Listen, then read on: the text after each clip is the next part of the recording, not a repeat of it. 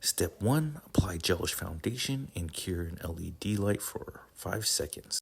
Now we're going to apply a thin coat of the Gelish Brush On Builder. And you don't want that first coat too thick. The thicker it is, the hotter it can get under the LED light when it's curing. So make it pretty thin, that first coat.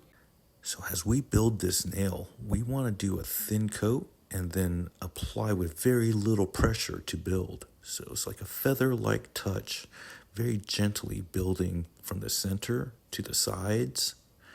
After you're done building the nail, give it a nice clean wipe, file the 2 sides, and we're going to take our electric file to shorten the free edge and thin out the free edge slightly.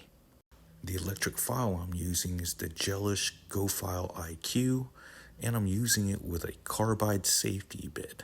So here I am checking the free edge for thickness there, and we're just going to file things out and perfect that nail with that 180 grit file. I give the nail a light buff. So I've got a total of 3 coats of the Brush On Builder on this nail. I did 2 thin coats, and then I did a slightly thicker builder coat. So now I'm finishing this nail off with a hot pink gel polish. I cure each coat for 30 seconds. Then I apply the top coat, and I'm curing that coat for 30 seconds as well. Going to wipe that inhibition layer off that top coat with some nail surface cleanse. And then my favorite part, putting on Nourish Cuticle Oil. And now that's a finished nail. And you can expect this nail to last at least 3 weeks.